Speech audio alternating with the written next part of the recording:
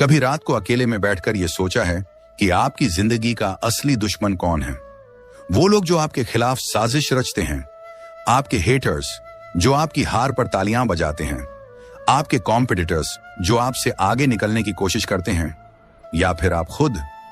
एक पल के लिए ठहरिए, अपनी आंखें बंद कीजिए और उस लम्हे को याद कीजिए जब किसी ने आपकी मेहनत का मजाक उड़ाया। शायद वो आपके ऑफिस का कोई सहकर्मी था जिसने आपकी प्रेजेंटेशन को बेकार बताया। शायद वो आपका कोई रिश्तेदार था जिसने कहा तुमसे कुछ नहीं होगा, या शायद वो आपका दोस्त था जिसने आपके सपनों को हंसी में उड़ा दिया। उस पल आपके दिल में क्या हुआ? एक टीस उठी होगी, एक दर्द जो शब्दों में बयान नहीं हो सकता। आपने शायद सोचा, क्या मैं सच में इतना कमजोर हूं? लेकिन क्या आपने कभी यह सोचा कि उस दर्द का कारण वो लोग नहीं, बल्कि आपकी अपनी कुछ आदतें थीं जो उन्हें ताकत दे रही थीं? भगवान श्री कृष्ण भगवत गीता में कहते हैं, मनुष्य का सबसे बड़ा शत्रु उसका मन है। आप हर सुबह उठते हो, सपने देखते हो, मेहनत करते हो, लेकिन शाम ढलते ढलते वो सपने फिर टूटते क्यों हैं? क्या वजह है कि आपकी राह में बार बार रुकावटें आती हैं? क्या ये सच नहीं कि कई बार हम अपनी हार का कारण खुद बन जाते हैं, अपनी सोच से, अपनी आदतों से, अपने फैसलों से? आज इस वीडियो में हम बात करेंगे आपकी उन आदतों की जो आपके दुश्मनों को मजबूत बनाती हैं, और श्री कृष्ण की उन बातों की जो आपको हर काम में सफलता की राह दिखा सकती हैं। ये सिर्फ एक वीडियो नहीं है, ये आपकी जिंदगी को बदलने का एक मौका है। तो तैयार हो जाइए, क्योंकि आज से आपकी हार की कहानी खत्म होगी और जीत की शुरुआत होगी। क्या आप मेरे साथ इस सफर पर चलने को तैयार हैं? सबसे पहले एक सवाल, आप सुबह उठते हो तो सबसे पहले क्या करते हो? फोन उठाकर सोशल मीडिया चेक करते हो, या खुद से कहते हो आज मैं कुछ बड़ा करूंगा? ज्यादातर लोग पहला काम करते हैं और यहीं से शुरू होती है आपकी हार की नींव। सुबह का वो पहला घंटा जो आपकी जिंदगी का सबसे कीमती वक्त है, वो आप दूसरों की जिंदगी देखने में गंवा देते हो। कोई नई गाड़ी पोस्ट करता है, कोई विदेश की तस्वीरें डालता है, कोई अपनी कामयाबी की कहानी लिखता है, और आप सोचते हो मैं कहां पीछे रह गया। आपकी आंखों के सामने आपके हेटर्स की चमक बढ़ती है और आपकी अपनी चमक कहीं खो जाती है। आपने कभी गौर किया कि जब आप किसी की पोस्ट देखकर जलन महसूस करते हो तो आपका मन कितना बेचैन हो जाता है? वो बेचैनी आपके दिन को खराब कर देती है। आप ऑफिस जाते हो लेकिन दिमाग में वही बातें घूमती रहती हैं। वो मुझसे आगे कैसे निकल गया? उसने ऐसा क्या किया जो मैं नहीं कर सका? और इस चक्कर में आप अपने काम पर ध्यान नहीं दे पाते। भगवत गीता के 6ठे अध्याय में श्री कृष्ण कहते हैं, मन को वश में करना मुश्किल है, लेकिन अभ्यास और वैराग्य से यह संभव है। लेकिन हमारा मन तो सुबह से ही दूसरों की तुलना में उलझ जाता है। आपकी मेहनत अभी शुरू भी नहीं हुई और आप पहले से थक चुके हों। आपके दुश्मन को कुछ करने की जरूरत ही नहीं, आप खुद उनकी जीत का रास्ता बना रहे हो। सोचिए, अगर आप अपने दिन की शुरुआत अपने लक्ष्य से करते, अगर आप सुबह फोन की बजाय अपने सपनों पर ध्यान देते, तो क्या आपका दिन कुछ और ना होता? क्या आपके हेटर्स की हंसी आपके लिए मायने रखती? क्या आपकी जिंदगी का नक्शा कुछ और ना होता? ये सवाल आपको सोचने पर मजबूर करते हैं। क्या सच में हमारा ध्यान गलत जगह पर है? क्या हम अपनी हार को खुद न्योता दे रहे हैं? अंदाज, भावुकता और प्रेरणा का मिश्रण। चलो एक छोटी सी कहानी सुनते हैं। कहानी राहुल की, एक 28 साल के लड़के की जो अपने छोटे से गांव से निकलकर शहर में कुछ बड़ा करना चाहता था। राहुल का सपना था कि वो एक दिन अपनी कंपनी खड़ी करे। उसने मेहनत शुरू की, दिन रात एक कर दिया। सुबह जल्दी उठता, रात को देर तक काम करता। उसने अपने गांव के छोटे से कमरे में एक टेबल रखी, उस पर एक पुराना लैपटॉप, और अपने सपनों को सच करने की ठान ली। पहले कुछ महीने ठीक चले। उसने अपने प्रोडक्ट्स की मार्केटिंग शुरू की, कुछ ऑर्डर मिले। लेकिन जैसे ही वो थोड़ा आगे बढ़ा, बात नहीं, तू तो बस गांव में ही रहने लायक है। राहुल हर रात अपने बिस्तर पर लेटता और सोचता, क्या सच में मैं नाकामयाब हूं? उसका मन उदास हो जाता। वो घंटों अपने फोन पर दूसरों की कामयाबी देखता। कोई नई कार खरीद रहा था, कोई अपने बिजनेस की तारीफ बटोर रहा था, और वो खुद को कोसता, मैं क्यों नहीं कर पा रहा? उसकी नींद उड़ गई, उसका आत्मविश्वास डगमगा गया। एक दिन उसकी छोटी बहन ने उससे कहा, भैया, लोग तो कुछ भी कहेंगे, तुम अपने सपने को क्यों छोड़ रहे हो? उस एक सवाल ने राहुल को झकझोर दिया। उसने सोचा, क्या मैं सच में लोगों की बातों से अपनी हार तय कर रहा हूं? उस रात वो अपने कमरे में बैठा और उसने एक फैसला लिया। उसने अगले दिन से फोन सुबह नहीं देखा। उसने अपनी तुलना करना छोड़ दिया। उसने अपनी सारी एनर्जी अपने काम पर लगाई। वो सुबह उठता, अपने प्रोडक्ट्स को बेहतर करने की प्लानिंग करता और रात को अपने ग्राहकों से बात करता। धीरे धीरे उसकी मेहनत रंग लाई। आज राहुल की अपनी कंपनी है, छोटी सी, लेकिन उसकी मेहनत की पहचान। और जो लोग उसे हंसते थे वो अब उससे सलाह मांगते हैं। एक दिन उसका एक दोस्त उसके पास आया और बोला, राहुल, तूने ये कैसे कर लिया? राहुल ने मुस्कुराकर कहा, मैंने लोगों की बातों पर ध्यान देना छोड़ दिया और अपने काम पर भरोसा किया। श्री कृष्ण कहते हैं, कर्म करो, फल की चिंता मत करो। राहुल ने यही किया। अपने आप पर भरोसा किया, लोगों की बातों को अनसुना किया। क्या आप भी ऐसा कर सकते हैं? क्या आप भी अपने सपनों को लोगों की बातों से ऊपर रख सकते हैं? क्या आप भी अपनी हार को जीत में बदल सकते हैं? अब बात करते हैं श्री कृष्ण की उस वाणी की जो आपकी जिंदगी को एक नई दिशा दे सकती है। भगवत गीता में वो अर्जुन से कहते हैं, असली योद्धा वही है जो अपने मन को जीत ले। आपका मन आपका सबसे बड़ा दोस्त भी है और सबसे बड़ा दुश्मन भी। जब आप अपने हेटर्स की बातों को दिल से लगाते हो, जब आप अपनी हार को बार बार याद करते हो, तो आप अपने मन को कमजोर कर रहे होते हो। लेकिन अगर आप हर सुबह यह संकल्प लें कि मैं अपने लक्ष्य की ओर बढ़ूंगा, चाहे कुछ भी हो, तो आपका मन आपकी ताकत बन जाएगा। सोचिए, जब अर्जुन कुरुक्षेत्र में खड़ा था, उसके सामने उसका पूरा परिवार दुश्मन बनकर खड़ा था। उसके हाथ से धनुष गिर गया, उसकी आंखों में आंसू थे, वो डर गया, हिम्मत हार गया। उसने श्री कृष्ण से कहा, मैं ये युद्ध नहीं लड़ सकता, मैं अपने ही लोगों को कैसे मारूं? लेकिन श्री कृष्ण ने उसे क्या कहा, अर्जुन, उठो, अपने कर्तव्य पर ध्यान दो, लोगों की भावनाओं पर नहीं। ये जो डर है, ये जो संकोच है, ये सब तुम्हारे मन की कमजोरी है, इसे जीतो।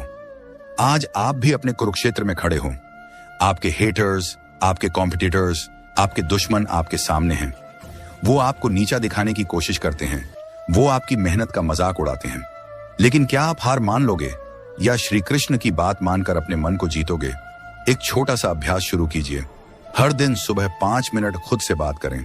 पूछें, मैं आज क्या बेहतर कर सकता हूं? और फिर उस जवाब को अपने काम में दिखाएं। मान लीजिए आप एक स्टूडेंट हो। हर सुबह अपने नोट्स देखें, अपने लक्ष्य को याद करें। अगर आप नौकरी करते हो, अपने दिन की प्लानिंग करें, अपने प्रोजेक्ट पर फोकस करें। अगर आप बिजनेस करते हो, अपने ग्राहकों की जरूरतों पर ध्यान दें। आपके दुश्मन भले ही हंसें, लेकिन वो कभी नहीं समझ पाएंगे कि आप अंदर से कितने मजबूत हो रहे हो। श्री कृष्ण कहते हैं, जो अपने मन को वश में कर लेता है वही हर युद्ध जीतता है। क्या आप अपने मन को जीतने के लिए तैयार हो? क्या आप अपने हेटर्स को उनकी हंसी के साथ अकेला छोड़ सकते हो? अब जरा अपनी कुछ आदतों पर गौर कीजिए। क्या आप भी ऐसा करते हो कि जब कोई आपकी बुराई करता है तो आप उसे गलत साबित करने में अपनी सारी ताकत झोंक देते हो? मान लीजिए कोई कहता है, तुम कुछ नहीं कर सकते, और आप दिन रात बस ये सोचते हो कि मैं उसे दिखा दूंगा। लेकिन सोचिए, इस चक्कर में आपने क्या खोया? आप अपने असली लक्ष्य से भटक गए।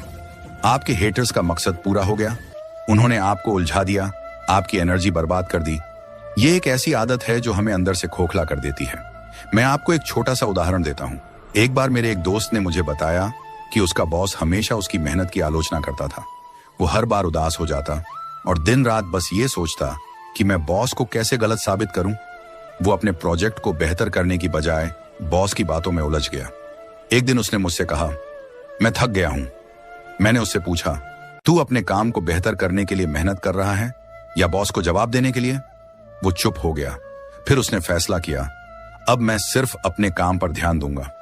उसने बॉस की आलोचना को अनसुना करना शुरू किया। वो सुबह जल्दी उठता, अपने प्रोजेक्ट की प्लानिंग करता और हर दिन थोड़ा बेहतर करने की कोशिश करता। कुछ महीनों बाद उसका एक प्रोजेक्ट इतना शानदार था कि बॉस को मजबूरन तारीफ करनी पड़ी। उस दिन उसने मुझसे कहा, मैंने समझ लिया, लोगों को जवाब देने से बेहतर है अपने काम से जवाब देना। श्री कृष्ण गीता में कहते हैं, असली विजेता वही है जो अपने कर्तव्य पर अडिग रहे। आपका कर्तव्य है अपने सपनों को सच करना, अपने परिवार को बेहतर जिंदगी देना, खुद को वो इंसान बनाना जो आप बनना चाहते हो, ना कि हर किसी को जवाब देना। लेकिन हम क्या करते हैं? हम अपनी एनर्जी को गलत जगह पर लगाते हैं। हम अपने हेटर्स की बातों को इतना सीरियसली लेते हैं कि हमारा फोकस अपने लक्ष्य से हट जाता है। सोचिए, अगर आप अपने दुश्मनों की बातों को अनसुना कर दें, अगर आप उनकी हंसी को अपनी ताकत बना लें, तो क्या होगा? आपके हेटर्स के पास कोई हथियार नहीं बचेगा। अगली बार जब कोई आपको नीचा दिखाए, मुस्कुराइए और अपने काम में लग जाइए। उनकी बातें आपके लिए चुनौती बनेंगी, ना कि कमजोरी। क्या आप ऐसा करने को तैयार हो? क्या आप अपनी एनर्जी को सही दिशा में लगा सकते हो? चलो एक और कहानी सुनते हैं, शालिनी की कहानी। शालिनी एक सिंगल माँ थी जिसके पति का देहांत हो गया था। उसके पास 2 छोटे बच्चे थे, एक 5 साल का बेटा और एक 3 साल की बेटी। वो चाहती थी कि अपने बच्चों के लिए कुछ करे, उन्हें वो जिंदगी दे जो वो डिजर्व करते हैं। लेकिन उसके ससुराल वाले कहते, तुम अकेली औरत क्या कर लोगी, बस घर संभालो। उसके पड़ोसी उसकी कोशिशों पर हंसते, ये बस वक्त बर्बाद कर रही है, इसके पास ना पैसा है ना ताकत। शालिनी हर रात अपने बच्चों को सुलाने के बाद अपने छोटे से कमरे में बैठती और चुपचाप रोती थी। उसे लगता था कि शायद वो सच में कमजोर है। वो सोचती, क्या मैं अपने बच्चों को वो भविष्य दे पाऊंगी जो मैं चाहती हूँ? क्या मैं सच में इतनी नाकारा हूं? उसका मन उसे बार बार नीचे खींचता। एक रात वो अपने बेटे को सोते हुए देख रही थी। उसके चेहरे पर एक मासूम मुस्कान थी, जैसे वो सपने में कुछ खूबसूरत देख रहा हो। उस मुस्कान ने शालिनी को हिम्मत दी। उसने सोचा, मेरे बच्चों के लिए मुझे लड़ना होगा, लोग चाहे कुछ भी कहें, मुझे अपने बच्चों के लिए कुछ करना है। उसने अगले दिन से एक छोटा सा फैसला लिया। वो रात को बच्चों को सुलाने के बाद कुछ काम शुरू करेगी। उसने अपने किचन में हाथ से साबुन बनाना शुरू किया। पहले तो कुछ नहीं हुआ। वो बस अपने बच्चों के लिए छोटे छोटे साबुन बनाती, उन्हें नहलाती। लेकिन फिर उसने सोचा, क्यों ना इसे बेचा जाए। उसने अपने पड़ोस में कुछ साबुन बेचने शुरू किए। लोग हंसे, कहा, ये क्या कर रही है, इससे क्या होगा? लेकिन शालिनी चुपचाप अपने काम में लगी रही। वो सुबह जल्दी उठती, बच्चों को स्कूल भेजती और फिर अपने साबुन बनाती। रात को वो अपने ग्राहकों से बात करती, ऑर्डर लेती। धीरे धीरे उसकी मेहनत रंग लाई। पहले 5 ऑर्डर आए, फिर 10, फिर 50। आज शालिनी का बिजनेस इतना बड़ा हो गया कि लोग उससे ऑर्डर मांगते हैं। एक दिन उसके ससुराल वालों ने फोन किया और कहा, शालिनी, हमें तुम पर गर्व है। और पड़ोसियों की हंसी अब तारीफ में बदल गई। शालिनी ने मुझे एक बार बताया, मैंने लोगों की बातों को दिल से लगाना छोड़ दिया। मैंने अपने बच्चों की मुस्कान को अपनी ताकत बनाया। श्री कृष्ण कहते हैं, निराशा से ऊपर उठो और अपने कर्म पर भरोसा रखो। शालिनी ने यही किया। उसने अपने हेटर्स को जवाब नहीं दिया, बल्कि अपने काम से जवाब दिया। क्या आप भी अपनी निराशा को ताकत में बदल सकते हो? क्या आप भी अपने बच्चों, अपने परिवार, अपने सपनों के लिए ऐसा कुछ कर सकते हो? क्या आप भी अपने हेटर्स की हंसी को अपनी जीत का ईंधन बना सकते हो? चलो एक आखिरी कहानी सुनते हैं। कहानी राधिका की, एक 35 साल की महिला की, जो अपनी जिंदगी में कुछ ऐसा करना चाहती थी जिससे उसका नाम हो। राधिका एक छोटे से शहर में रहती थी। उसकी शादी को 10 साल हो गए थे और उसके 2 बच्चे थे। उसका पति एक फैक्ट्री में काम करता था और घर की जिम्मेदारियां राधिका के कंधों पर थीं। लेकिन राधिका का एक सपना था। वो अपने हाथों से कुछ बनाना चाहती थी, कुछ ऐसा जो लोगों के काम आए। उसने सोचा कि वो मिट्टी के बर्तन बनाना शुरू करे। उसने अपने घर के छोटे से आंगन में एक चाक खरीदा और मिट्टी के बर्तन बनाना शुरू किया। लेकिन जैसे ही उसने ये काम शुरू किया, उसके आसपास के लोग उसका मजाक उड़ाने लगे। उसके ससुराल वाले कहते, ये क्या पागलपन है, औरत होकर बर्तन बनाएगी? उसके पड़ोसी हंसते, ये बेकार का काम है, इससे क्या होगा? यहां तक कि उसके पति ने भी कहा, राधिका, बच्चों को संभालो, ये सब छोड़ दो। राधिका हर रात अपने बच्चों को सुलाने के बाद अपने आंगन में बैठती और सोचती, क्या मैं सच में गलत हूं? उसका मन उसे बार बार नीचे खींचता। वो अपने बर्तनों को देखती, कभी वो टूट जाते, कभी उनका शेप ठीक नहीं बनता। उसे लगता कि शायद लोग सही कहते हैं। लेकिन एक दिन उसकी बेटी ने उससे कहा, मम्मी, आपके बर्तन बहुत सुंदर हैं, आप रुक क्यों जाती हो? उस एक सवाल ने राधिका को हिम्मत दी। उसने सोचा, मेरे बच्चों के लिए, मेरे सपने के लिए मुझे लड़ना होगा। उसने अगले दिन से अपने काम को और मेहनत से करना शुरू किया। वो सुबह जल्दी उठती, बच्चों को स्कूल भेजती और फिर अपने चाक पर बैठकर बर्तन बनाती।